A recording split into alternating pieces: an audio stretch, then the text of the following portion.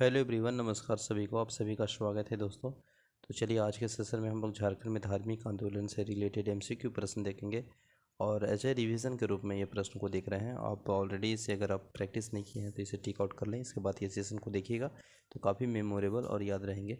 तो चलिए स्टार्ट करते हैं जैन धर्म से संबंधित। पहले तो आप सभी जानते हैं, अगर हम बात करेंगे जैन धर्म का प्रभाव तो झारखंड में देखने को मिलता है और यहाँ से प्रश्न बार बार प्रश्न पूछ लिए जाते हैं, ठीक है ना। तो हम लोग जैन धर्म से पहले अगर कुछ देखने का प्रयास किए तो जैन ग्रंथों का जो महावीर भगवान है, जो कि लोहरे यादगा की यात्रा के संदर्भ में मुंडारी में अर्थ इसका क्या होता है, आंसू का नदी। तो ये याद रखिएगा जैन धर्म से। और आप सभी जानते हैं जो कि 24 तीर्थकों में से है ना, 24 तीर्थकरों में से 20 तीर्थकरों की इसी पहाड़ी, यानी कौन पहाड़ी है ना, पारसनाथ की पहाड़ी, जो कि गिरिडीह में है, वहीं से निर्वाण की प्राप्ति हुई थी। और गिरिडीह में ये पारसनाथ की पहाड़ी, यहाँ से ये भी प्रश्न पूछा गया है कि इस पहाड़ी का जो गिरिडीह में स्थित है, इस पहाड़ी का मीटर में और फीट में दोनों याद रखिएगा। ऊंचाई तो 1365 मीटर और 4478 फीट है, ठीक है ना। और 23वें तीर्थंकर पारसनाथ हुआ था, जिसका निर्माण की प्राप्ति 717 ईसा पूर्व में हुआ था, ठीक है ना। तो चलिए स्टार्ट करते हैं। देखिए पहला प्रश्न है कि झारखंड के बेनुसागर सिंहभूम नाम स्थान से प्राप्त हुआ है। तो यह आपका झारखंड में अगर हम देखिएगा बेनुसागर, जो कि सिंहभूम वाला क्षेत्र नामक स्थान से प्राप्त हुआ, तो जैन मूर्तियाँ। तो ऑप्शन नंबर ए बिल्कुल राइट आंसर है। लोहरे यादगार की यात्रा का वर्णन जैन ग्रंथों के महावीर स्वामी के संदर्भ में कौन है और इस शब्द का अर्थ क्या है। तो आंसुओं का नदी है, ठीक ना, आंसुओं का नदी है। और इम्पोर्टेंट है, प्रश्न पूछा गया है। ये आंसुओं की नदी यानी लोहरे यादगार भगवान महावीर के यात्रा का संदर्भ है, जिसे मुंडारी में अर्थ होता है आंसुओं का नदी, ठीक है ना। Option number B. नेक्स्ट है, झारखंड के निम्न से किस स्थान पर संबंध जैन धर्म से है। तो हनुमान गांव से संबंध है, जो कि आपको कहाँ मिलेगा देखने के लिए बताइए। पलामू गढ़वा इलाते हैं तो पलामू में, तो ऑप्शन नंबर ए बिल्कुल राइट आंसर है। और करुआ गांव कहाँ पे है, गुमला में देखने को मिलेगा। सरक क्या है, तो देखिए सिंहभूम में आरंभिक निवासी को जैन धर्म को मानते थे, फॉलोवर थे, रिलीजियस, उसे सरक कहा जाता था। तो सरक याद रखा जा सकता है, सरक यानी सर्व यानी सेवा, इन द सेंस कि सिंहभूम के आरंभिक निवासी को जैन धर्म को मानना, फॉलोवर है ना, ज़्यादा उसमें उत्सुकता, तो सरक यानी सर्विस प्रोवाइड, इस तरह से रिलेट कर सकते हैं, डोंट माइंड इट, है ना। तो ऑप्शन नंबर बी यानी सिंहभूम के आरंभिक निवासी जो कि जैन धर्म को मानते थे, है ना, follower, option number B. Next प्रश्न है, पारसनाथ की पहाड़ी तो गिरिडीह में स्थित है।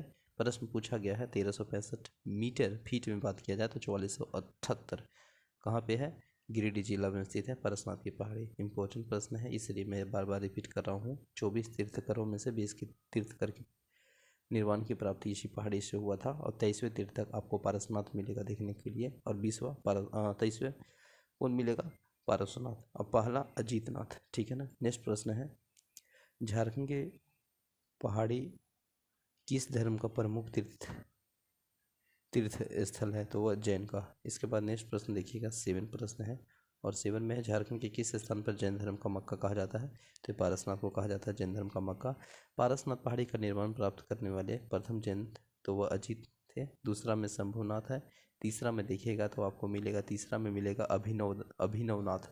चौथा में सुमंतनाथ। पांचवा में पदम, प से पदम और प से पाँच यानी पदम प्रभु। छठा में सुपार्श्वनाथ। सातवां में चंद्र प्रभु।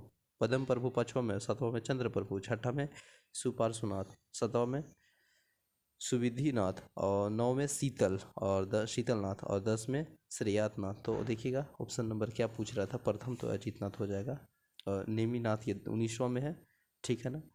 नेक्स्ट प्रश्न है, जैन धर्म में 24वें तीर्थकरों में से कितने तीर्थकर को पहाड़ी यहीं पे मने पारसनाथ की पहाड़ी पर निर्वाण प्राप्त हुए थे। 23 ये 24 में से 20 का, ऑप्शन नंबर बी। नेक्स्ट है, पारसनाथ की पहाड़ी का निर्माण प्राप्त करने वाला अंतिम जैन तीर्थकर का नाम क्या है, तो पारसनाथ, ठीक है ना।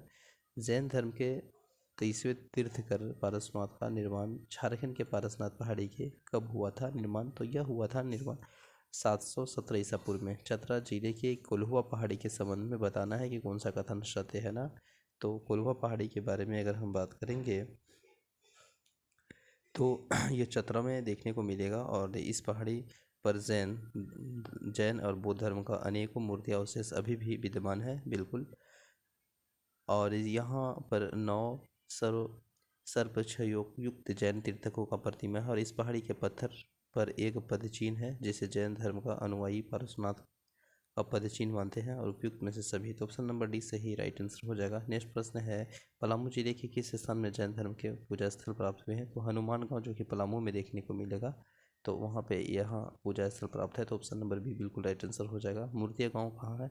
मूर्तिया गांव बौद्ध धर्म से संबंधित है और आपको जैन धर्म से संबंधित है हनुमान गांव जो कि पलामू में देखने को मिलेगा। जैन धर्म के संबंध में कौन सा कथन असत्य है? तो जैन धर्म के सभी तीर्थंकरों पारसनाथ की पहाड़ी से ही निर्वाण की प्राप्ति की गई थी। तो नहीं, यह बिल्कुल गलत है, क्योंकि 24 में से 20 प्राप्त किए थे। तो ओवरऑल यानी 24 में से 20 प्राप्त किए थे।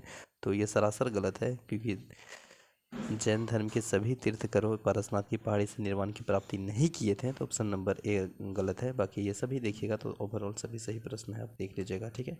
तो जैन धर्म ये खत्म हुआ। अब इसके बाद देखेंगे बौद्ध धर्म। Thank you so much. Session अच्छा लगे तो लाइक करें। जय हिंद।